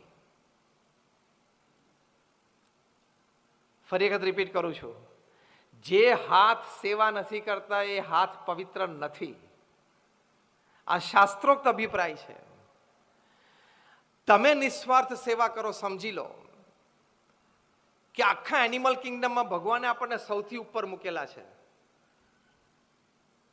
ભગવાને આપણને બુદ્ધિમત્તા આપી છે, બીજા કોઈ પ્રાણીને આપી નથી. એ બુદ્ધિમત્તાથી આપણે માહિતી એકત્રિત કરીએ છીએ, માહિતીને જ્ઞાનમાં પરિવર્તિત કરીએ છીએ અને જ્ઞાનને શાણપણામાં પરિવર્તિત કરવાની ખૂબ જરૂર છે. એ જે શાણપણામાં પરિવર્તિત કરવું, એમાંની એક વાત આ છે કે કોઈક જગ્યાએ ક્યાંક નિસ્વાર્થ સેવામાં જોડાવું. એક અઠવાડિયામાં આપણી પાસે 168 કલાક છે. 166 વાપરવાના, 2 સમાજને પાછા આપવાના. 140 કરોડની વસ્તી અઠવાડિયે 2 કલાક પણ નિસ્વાર્થ સેવા કરે તો ભારત વિકસિત દેશ 2047 આપણે રાહ ના જોવી પડે. એટલું તો આપણે કરી શકીએ. એની માટે ખાલી એટલું જ કરવાનું છે, નેટફ્લિક્સમાંથી ટાઈમ બચાવવાનો છે. બધો સમય બે બટન ખાઈ જાય છે, લાલ બટન અને લીલું બટન. ખબર પડ્યું શું બોલ્યો? લાલ બટન એટલે યુટ્યુબ અને લીલું બટન એટલે વોટ્સએપ. આ બંને બટનમાં તમારી આખી જિંદગીનો બધો જ સમય ખાઈ જવાની તાકાત છે. યસ ઓર નો? આપણને બધાને અનુભવ છે કે લાલ બટનને એકવાર અડીએ એટલે કે યુટ્યુબને એકવાર ટચ કરીએ પછી અડધો જ ફૂટ ને 1 જ ફૂટ દૂર હોય છે તો પણ ફરી વખત તે આંગળી અડાડતા 1 કલાક થઈ જાય છે. હમણાં આપણા માનનીય પ્રધાનમંત્રી શ્રી નરેન્દ્રભાઈ મોદી એક પ્રસંગે બહુ જ સરસ વાત કરી. એમણે કહ્યું કે એવરેજ ભારતીય 3.5 થી 4.5 કલાક રોજ સ્ક્રીન સામે કાઢે છે. એમાં કામની વાતો પણ ઘણી હોય, ઓફિસ વર્ક થતું એ બધું માન્ય જ છે, પણ એ સિવાયનો એક્સ્ટ્રા ટાઈમ પણ ઘણો બધો હોય. એમ વાત કરીને પ્રધાનમંત્રીજી એક સુંદર વાત કરી કે ભગવાને આપણને એક સ્વતંત્ર અસ્તિત્વ આપ્યું છે, ભગવાને આપણને એક સ્વતંત્ર વ્યક્તિત્વ આપ્યું છે. એ અસ્તિત્વ અને એ વ્યક્તિત્વ જે આપણું છે, આપણી પાસે છે, આપણી માલિકીનું છે, એને ખીલવવા માટે આપણે પ્રયત્ન કરવો જોઈએ અને એ ખીલવવામાં જે મદદરૂપ થાય એ જ ગ્રહણ કરવું જોઈએ. કેટલી સુંદર વાત અને વિચાર. હા, તો અહીં બેઠા બેઠા ચર્ચા કરે કે જો બાઇડને આવું શું કર્યું છે, તું અંકલેશ્વરમાં સવારે 8 વાગે કારખાને જવાનું છે. માહિતી જાણી રાખવી, માહિતીની ના નથી. એક જાગૃત નાગરિક તરીકે દરેક હિલચાલને જાણી રાખવી એ જરૂરી છે, પણ એમાં કેટલું ઊંડું ઉતરવું એ વિવેક ન હોય તો જીવન ખોઈ બેસીએ અને આપણને સેવા માટેનો સમય ન મળે. કારણ કે વ્યવસાયનો સમય તો વ્યવસાયને આપવાનો જ છે, પરિવારનો સમય તો પરિવારને આપવાનો જ છે. સેવાનો સમય તમારે અહીંયા સોશિયલ મીડિયામાંથી કટ કરવો પડશે, તો તમે તમારા સંતાનોને આ વાત શીખવાડી શકશો. કેવી ડિજિટલ ડિઝીઝીસ ઊભા થાય છે ખબર છે? ફોમો નામનો એક રોગ યંગસ્ટર્સને થાય છે. આ બધા રોગ MBBS ને MD ડોક્ટર નથી ટાળી શકતા. હા, આ ડિજિટલ ડિઝીઝ છે, ડિજિટલ રોગો છે. ફોમો, FOMO, ફોમો એટલે ફિયર ઓફ મિસિંગ આઉટ.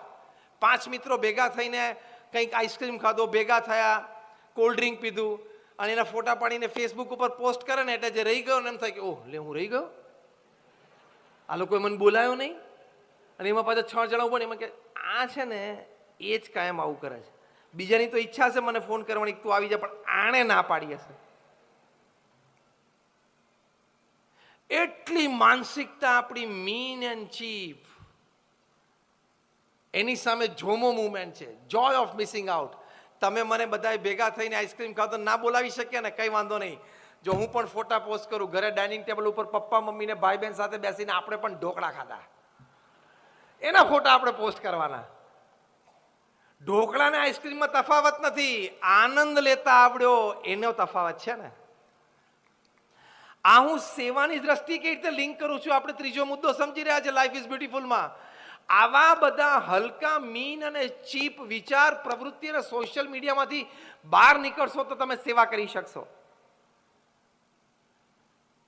તમે ઘણી બધી કહાનીઓ સાંભળી હશે. સારા સારા IT એક્ઝિક્યુટિવ્સ 1.5 લાખનો સેલરી છોડીને અમેરિકાથી અહીંયા મધ્યપ્રદેશ, રાજસ્થાન, મહારાષ્ટ્રના પોતાના ગામડામાં જઈને સેવાઓ શરૂ કરી છે. સારું ભણતર છે, દેશ દુનિયા આખી જોઈ લીધી છે, વિકાસ કઈ રીતે કરવો એની જાણકારી મળી ગઈ છે. હવે મારે મારા ગામનો ઉત્કર્ષ કરવો છે. કેવા વિચારથી, કેવી શ્રદ્ધાથી લોકો કામ કરે છે.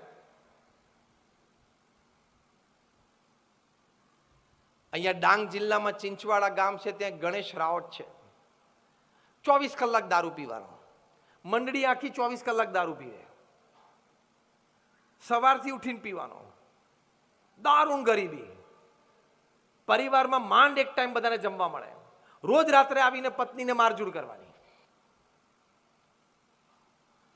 અને સવારે ઉઠીને લેણદારો બધા આવી ગયા હોય પણ પૈસા ક્યાંથી આપવા, એટલે પાછો દારૂ પી લે. ધીમે ધીમે એમને પ્રમુખ સ્વામી મહારાજનો સંગ થયો, સંતોનો સંગ થયો. ધીમે ધીમે આ બધું દારૂના બધા વ્યસનો છૂટ્યા. એને પોતે મહેનત શરૂ કરી, રોજગાર ઊભો થયો, બીજાને દારૂ છોડાવ્યો.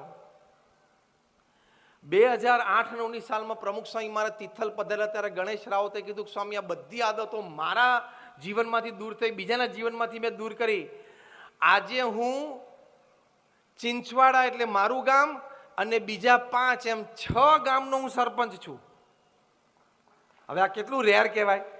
આજુબાજુના ગામવાળાએ પણ કીધું કે અમારે આ ગણેશભાઈ જ સરપંચ તરીકે જોઈએ. કેમ? તો કે આવો પ્રામાણિક નીતિવાન માણસ. હવે બોલો, એક જમાનામાં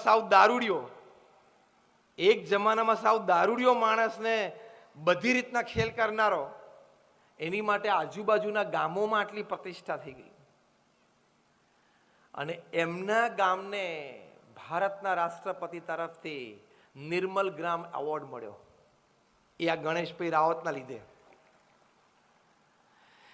એટલે પહેલી વાત આપણે કરી, તમે ગમે ત્યાં હો, ગમે તે કરતા હોય, કોઈ પણ કક્ષામાં હોય, તમે ધારો તો કંઈક નાની મોટી સમાજ સેવા થઈ શકે છે, અને કરવું એ આપણું કર્તવ્ય છે. It is a moral obligation. આ વાક્ય સાંભળજો. આપણે અહીંયા બેઠા છીએ, બધાને ભગવાને સામાન્ય મનુષ્ય કરતા કંઈક તો વિશેષ આપ્યું છે. હા કે ના? Rays your hands if you say yes. બધા હાથ ઊંચો કર્યો. સામાન્ય વ્યક્તિની પરિસ્થિતિ કરતા, એટલે કે આર્થિક અને સામાજિક પરિસ્થિતિ કરતા ભગવાને આપણને કંઈક તો થોડુંક વધારે આપ્યું છે. તો એ જે વધારે આપ્યું છે એમાંથી 2% 5% સમાજને પાછું આપવું એ આપણી નૈતિક જવાબદારી છે. હા કે ના? તો હવે આપજો. જે આપો છો એને ધન્યવાદ છે. જે નથી આપી શકતા અથવા નથી આપતા અથવા નથી આપ્યું એ કાલથી શરૂઆત કરજો. Because the amount of money that you have in your bank account when you die is the extra work you did you shouldn't have done. Or if at all you did, you should have spent it in some good cause. એટલે શું, તમે મરો ત્યારે તમારા bank એકાઉન્ટમાં જેટલા પૈસા છે ને એટલું કામ તમે એક્સ્ટ્રા કર્યું, તમારે એકચ્યુઅલી કરવાની જરૂર નહોતી. અને ધારો કે કરી પણ નાખ્યું તો તમારા મરતા સમયે તમારા પૈસા માટે તમારે બે જ ચોઈસ છે, either leave it or give it. કાં તો છોડીને જાઓ કાં તો આપીને જાઓ. કઈ ચોઈસ વધારે સારી છે? આપીને જાઓ વધારે. હું એમ નથી કહેતો તમે બધું આપી દો. તમારું ફેક્ટરી, તમારો ધંધો તમારા સંતાનો માટે રાખો, એને ચાન્સ મળે, એને તૈયાર પ્લેટફોર્મ મળે, આગળ વિકસાવી શકે, એ રીતે જ બધા આગળ ધંધા વિકાસ પામે. પણ એમાંથી થોડુંક તો તમે આપી શકો છો ને. તો આપણે અહીંયા બધા બેઠા છીએ એ કંઈક રીતે આપણે સમાજ સેવા કરી શકીએ છીએ. અને કરીએ તો એનો આનંદ છે. મેડિકલી, એક્સપેરિમેન્ટલી, ક્લિનિકલી આ પ્રૂવ થયેલું છે કે તમે સમાજ સેવામાં જોડાઓ એટલે તમે ડિસ્ટ્રેસ થાવ છો, તણાવ ઓછો થાય છે, તમે ડિપ્રેશનમાં હો તો તમે બહાર આવી શકો છો. અમેરિકામાં સારા સારા ડોક્ટર્સ છે, ઓફિશિયલી પ્રિસ્ક્રાઇબ કરે છે, પોતાના પ્રિસ્ક્રિપ્શનમાં લખે કે આ દવા 1, દવા 2, તમે એમની પાસે જાઓ દર્દી તરીકે નિદાન કરીને, પછી લખે કે 2 hours of selfless social service every week, દર અઠવાડિયે 2 કલાક સેવા કરવી. એ દવા તરીકે પ્રિસ્ક્રિપ્શનમાં લખવાની શરૂઆત થઈ ગઈ. કારણ કે વૈજ્ઞાનિક દ્રષ્ટિકોણથી સાબિત થયું કે તમે જ્યારે નિસ્વાર્થ સેવામાં પરોવાવ છો ત્યારે તમારું મન હળવું થાય છે, તમે ડિપ્રેશનમાંથી બહાર આવો છો, સ્ટ્રેસ અને ટેન્શન દૂર થાય છે. તો એ શ્રદ્ધાથી કરવાની વાત છે. ચોથી અગત્યની વાત, life is beautiful. Work life balance, વ્યવસાય અને પરિવાર વચ્ચે બેલેન્સ બરોબર રાખજો. સવારે 8 વાગ્યાથી તમે, વોરેન બફેટે બહુ જ સરસ વાત કરી, દુનિયાના સૌથી ધનાઢ્ય વ્યક્તિ, $100 અબજ ઇન્વેસ્ટમેન્ટ છે. એમણે કહ્યું કે સવારે 9 થી સાંજે 6 હું બિઝનેસમેન છું, સાંજે 6 થી 9 હું એક ફેમિલી પર્સન છું, અને રાત્રે 9 થી 10:30 હું એક આધ્યાત્મિક અસ્તિત્વ છું. આઈ એમ અ સ્પિરિચ્યુઅલ એન્ટિટી. કેટલું સરસ ડિમાર્કેશન. આ તો ઘરે આવ્યા પછી પણ તમારા ધંધાના ફોન ચાલુ હોય, રાત્રે 11 ને 12 વાગ્યા સુધી ફોન ચાલુ રાખો. This is not good management. This is not good family life. આ કંઈ સારું મેનેજમેન્ટ ને સારું ફેમિલી લાઈફ નથી. ધંધા અને વેપારની વાત તો એવી છે કે રાત્રે 12 વાગે તમે ચાલુ રાખો તો 12 વાગ્યાથી ચાલુ રહે, પણ તમારે નક્કી કરવાનું ક્યારે ફોન મૂકી દેવો. રાત્રે 12 વાગ્યા સુધી તમે ફોન ઉપર ચાલુ રહો છો અને વોટ્સએપ ચાલુ રાખો. તમને 12 વાગ્યા સુધી ફોન એટલા માટે ચાલુ રાખો છો કે તમને કદાચ અપેક્ષા છે કે કદાચ રાત્રે 12 વાગે પીએમઓ માંથી મારી ઉપર ફોન આવે અને કોઈક મોટો ઇસ્યુ ઊભું થયો હોય દેશમાં, જે અત્યારે થયો છે, એની માટે જો જોઈન્ટ પાર્લામેન્ટરી કમિટી ગોઠવાય અને મારી પાસે ખૂબ માહિતી છે એવી પીએમઓને ખબર પડે અને પીએમઓ કદાચ એ જેપીસીમાં મને મેમ્બરશિપ માટે રાત્રે 12 વાગે ફોન આવે અને સવારે 6ના ફ્લાઇટમાં દિલ્હી જવાનું થાય, એવી પરિસ્થિતિમાં રાત્રે 12 વાગે હું ફોન ન ઉપાડી શકું તો દેશની અસેવા થઈ જાય છે એમ તમે સમજો છો, એટલે 12 વાગ્યાથી ફોન ચાલુ રાખો છો. તું શાંતિથી સૂઈ જા, તારા જેવા એમની પાસે 140 કરોડ છે, જેને બોલાવાના હશે એને ટાઈમે બોલાવી લે છે, કોકને સીબીઆઈ દ્વારા, કોકને ઈડી દ્વારા બોલાવી લે છે. તું શાંતિથી સૂઈ જા.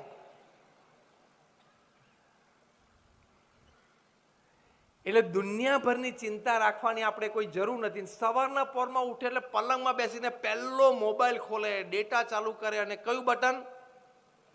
હા, જો લીલું, બધાને ખબર પડી ગઈ. એટલે વોટ્સએપ ચાલુ કરે અને પછી આમ મેસેજીસ આવી જાય, આમ ચેટ્સ આમ આવી જાય કે 15-25 ચેટ અને 40 મેસેજીસ ને બધું આવી જાય એટલે ખુશ થાય. 25 ચેટ ને 40 મેસેજ, 99% ગુડ મોર્નિંગના ફૂલડા હોય.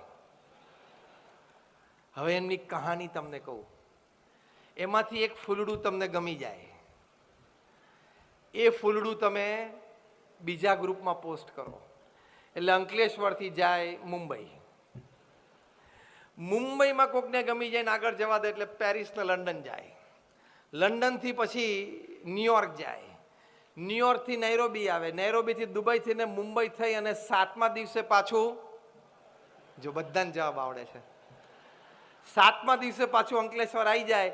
એમાં પાછો બપોરિયામાં કોઈક નવરો હોય તો એકાદું પાંદડું ક્રોપ ચોપ કરે પાછું, એટલે નવું ફૂલડું શરૂ થાય. આના સિવાય કોઈ સવારના પોરમાં વહેલો આપણે ધંધો નથી. Is the morning time for this? સવારનો સમય આની માટે છે. કેટલા સરસ આપણે સારી નિંદર પછી ઉઠ્યા હોઈએ, ભગવાનને પ્રાર્થના કરીને, જે પણ ભગવાનના સ્વરૂપમાં આપણે માનતા હોય એમની મૂર્તિ યાદ કરીને નામ સ્મરણ થોડું કરી પછી કંઈક સારા વિચારો, દિવસમાં આ 2-4 સારા કામ કરવા છે એ સંબંધી કોઈ વિચાર, એકાદ નિર્ણય લઈને આપણે બહાર નીકળીએ પલંગમાંથી. તે આવો થોડો કચરો ભેગો કરાય. આમાંથી ટાઈમ બચાવશો એટલે પરિવાર માટે તમને ટાઈમ મળશે. જોઈન્ટ ફેમિલી હતા, એમાંથી ન્યુક્લિયર ફેમિલી થઈ ગયા, એમાંથી અત્યારે વાયર્ડ ફેમિલી થઈ ગયા. જોઈન્ટ ફેમિલીમાં 3 પેઢી ભેગી રહેતી હતી, હવે નથી રહી શકતા. ટાઈમ કન્સ્ટ્રેન્ટ એટલે સ્પેસ કન્સ્ટ્રેન્ટ હોય તો આપણે સમજી શકીએ છીએ. શહેરોમાં ફ્લેટ નાનો હોય, બીજું ત્રીજું. ન્યુક્લિયર ફેમિલી થઈ ગયા. ન્યુક્લિયર ફેમિલી એટલે શું? કારણ કે ન્યુક્લિયર એટલે એટમ પેલો હોય ને, એટમમાં એક પ્રોટોન હોય, એક ઇલેક્ટ્રોન હોય, એક ન્યુટ્રોન હોય. પ્રોટોન પાસે પોઝિટિવ ચાર્જ હોય, પોતાનું ઓર્બિટ હોય. ઇલેક્ટ્રોન પાસે નેગેટિવ ચાર્જ હોય, એનું પોતાનું એક ઓર્બિટ હોય. અને ન્યુટ્રોન જે નાનું વચ્ચે બેઠું હોય ને, એની પાસે કોઈ ચાર્જ કે મુવમેન્ટ હોય નહીં. આને એટમ કહેવાય. એમ ન્યુક્લિયર ફેમિલી એટલે પિતા એટલે પ્રોટોન, ચાર્જ, ધંધો, વેપાર પોતાના ઓર્બિટમાં હોય. મધર એટલે ઇલેક્ટ્રોન, એની પાસે ચાર્જ, એ પોતાની કીટી પાર્ટીમાં હોય. અને પેલું બિચારું નાનું છોકરું ન્યુટ્રોનની જેમ ચાર્જ વગર, મુવમેન્ટ વગર વચ્ચે બેઠું હોય.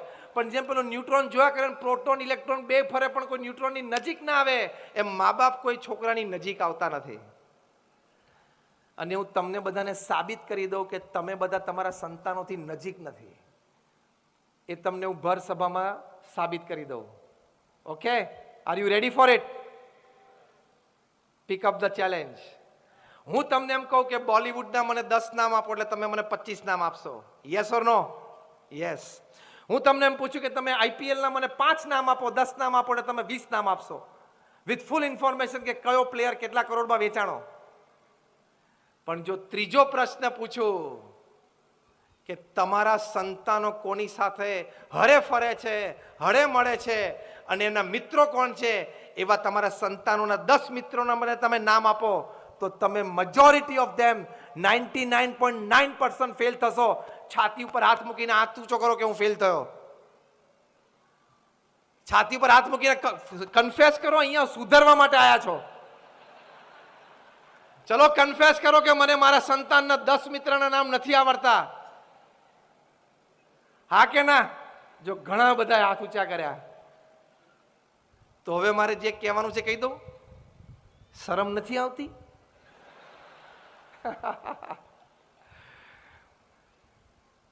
એટલે પારિવારિક જીવનની ખૂબ આવશ્યકતા છે. પરિવાર માટે સમય આપવો, ક્વોલિટી અને ક્વોન્ટિટી ટાઈમ આપવા, એટલે તમે પરિવારને સ્નેહ પણ આપી શકો અને સંસ્કાર પણ આપી શકો. બંનેની આવશ્યકતા છે. એની માટે પ્રમુખ સ્વામી મહારાજે એક સરસ વાત કરી. પ્રમુખ સ્વામી મહારાજે કહ્યું કે દરેક પરિવારે ઘર સભા કરવી જોઈએ. આજના પ્રવચનમાંથી, આ કાર્યક્રમમાંથી તમને કોઈ વાત યાદ ના રહે, પણ આ એક વાત યાદ રહે તો તમને બધી વાત યાદ આવી ગઈ. પ્રમુખ સ્વામી મહારાજનું આ હૃદય અમૃત, અનુભવ વાણી. પ્રમુખ સ્વામી મહારાજે પૃથ્વી ઉપર ઘણા મોટા કાર્યો કર્યા. દિલ્હીમાં અક્ષરધામ બનાવ્યું, અમારા જેવા 1100 સંતોને દીક્ષા આપી, 1300 થી વધારે સંસ્થા ઊભી કરી. પણ આ બધા કાર્યો કરતા પ્રમુખ સ્વામી મહારાજનું સૌથી મોટું કાર્ય પૃથ્વી ઉપર, જેના લીધે લોકો પ્રમુખ સ્વામી મહારાજને એક યુગ પુરુષ કહે છે અને કહેશે, અને યુગો પછી પણ સમાજના એક એક ખૂણે પરિવાર લાભાન્વિત થતો રહેશે, એ એમની વાત છે ઘર સભા. એ ઘર સભા એટલે શું?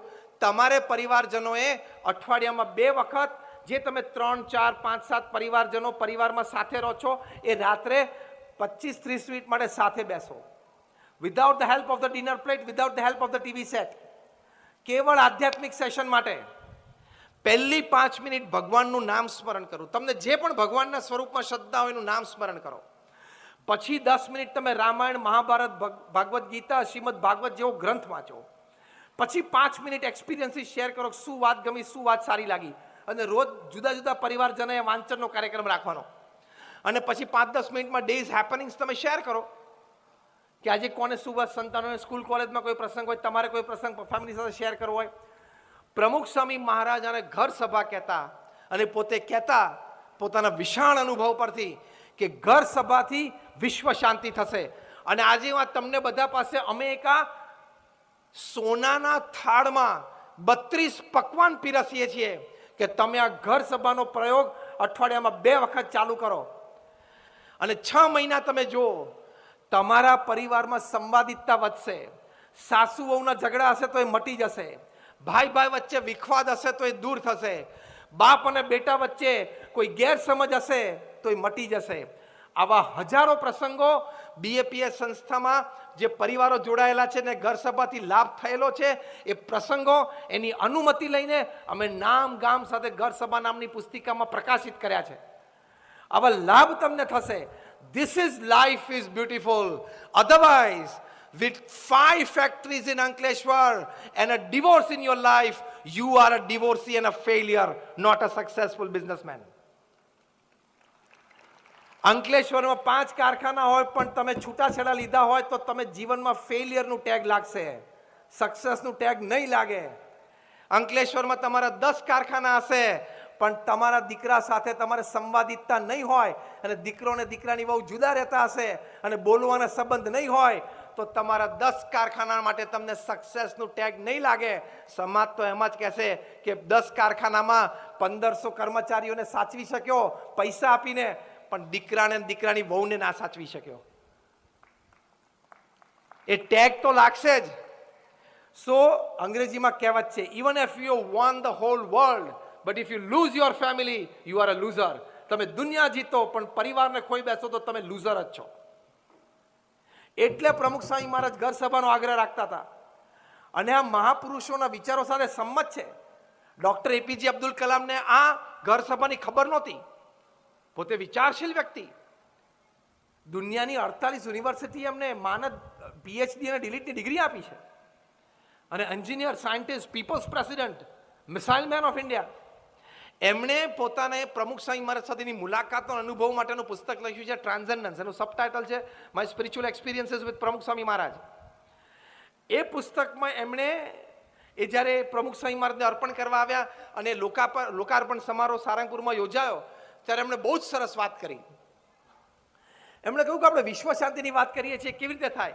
તો કે beauty of character gives harmony in the family. Harmonized families, they come together to make society strong. Strong societies come together to bring law and order in the nation. Such nations come together to bring world peace. એટલે શું? ચારિત્રનું સૌંદર્ય પરિવારમાં સંવાદિતતા લાવે છે. સંવાદિત પરિવારો ભેગા થાય એટલે સમાજ સબળ થાય છે. સબળ સમાજો ભેગા થાય એટલે દેશમાં ન્યાયતંત્રની વ્યવસ્થા ગોઠવાય છે, એટલે કે લો એન્ડ ઓર્ડર. અને આવા દેશો ભેગા થાય એટલે વિશ્વ શાંતિ સ્થપાય. એટલે વિશ્વ શાંતિ ચારિત્ર વ્યક્તિગત જીવનમાં આવે એનાથી આવે છે.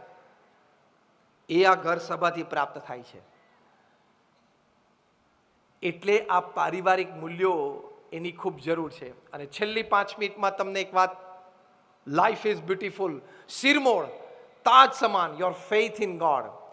ભગવાનમાં શ્રદ્ધા રાખજો. મને દેખાતા નથી, મને અનુભવાતા નથી એટલે હું માનતો નથી, એવી નાસ્તિકતા કાઢી નાખજો.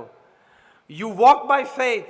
તમે તમારી થનારી પત્ની સાથે પણ જ્યારે અગ્નિની સાક્ષીએ 7 ફેરા ફર્યા ત્યારે તમને કોઈને કોન્ફિડન્સ હતો કે સિલ્વર જ્યુબિલી અને ગોલ્ડન જ્યુબિલી ઉજવશું? It was walk not of logic, it was walk of faith. તમે અગ્નિની સાક્ષીએ 7 પરિક્રમા ફર્યા એ તર્કથી નહોતા ફર્યા, એ શ્રદ્ધા અને વિશ્વાસથી ફર્યા હતા. અને શ્રદ્ધા અને વિશ્વાસ રાખ્યું તો ચાલી ગયું કે નહીં? 10 વર્ષ, 20 વર્ષ, 30 વર્ષ, 40 વર્ષ, 50 વર્ષ ચાલી ગયું કે નહીં? તો ત્યાં શ્રદ્ધા અને વિશ્વાસથી ચાલ્યું તો અહીંયા શ્રદ્ધા અને વિશ્વાસથી નહીં ચાલે. ભગવાનમાં શ્રદ્ધા રાખવાથી વ્યક્તિગત જીવનમાં પવિત્રતા આવે છે. ત્યારથી માંડીને વ્યવસાયમાં આપણને નીતિમત્તા આવડે છે. પહેલા 4 મુદ્દા લાઈફ ઇઝ બ્યુટીફુલમાં બતાવે. ચારે ચારની દ્રઢતાનું ઉદ્ભવ સ્થાન ભગવાનમાં શ્રદ્ધા છે. આપણા વ્યક્તિગત જીવનની પણ નાની મોટી કુટેવ કે ખરાબી એ ભગવાનમાં શ્રદ્ધા અને પ્રાર્થનાથી દૂર થઈ શકે છે અને એ તમને આ કક્ષા સુધી લઈ જઈ શકે છે. મોક્ષની અને સ્વર્ગની વાત આપણે નથી કરતા, દૂરની વાત છે, ફરી કોક વખત કરશું. જીવનમાં લાભ થાય, ડે ટુ ડે એડવાન્ટેજ મળે, એ ફેથ ઇન ગોડથી થાય છે. તો લાઈફ ઇઝ બ્યુટીફુલ. તો ભગવાન સ્વામિનારાયણના ચરણોમાં અમે પ્રાર્થના કરીએ છીએ, ભગવાન રામ, ભગવાન કૃષ્ણના ચરણોમાં પ્રાર્થના કરીએ છીએ, અમારા ગુરુ હરિ પ્રમુખ સ્વામી મહારાજ અને મહંત સ્વામી મહારાજના ચરણોમાં પ્રાર્થના કરીએ છીએ કે આપ સર્વે આટલો સમય કાઢીને અહીંયા આવ્યા. તમે બધાએ 2.5, 3, 3.5 કલાક આજે સાંજે અહીંયા આપ્યા, તો તમને કંઈક મળવું જોઈએ, તમે કંઈક લઈને જવા જોઈએ. તો એક વસ્તુ જે લઈને જવાની છે, ઘર સભા. સ્પીક વિથ મી, ઘર સભા. Repeat again, the last time. આ ઘર સભાનો પ્રયોગ અઠવાડિયે 2 વખત કરજો. અમે પણ પ્રાર્થના કરીએ છીએ આપ સર્વેનું જીવન ખૂબ સુખમય, શાંતિમય અને સંતોષમય કાયમ બને. આપ સર્વેને જય સ્વામિનારાયણ.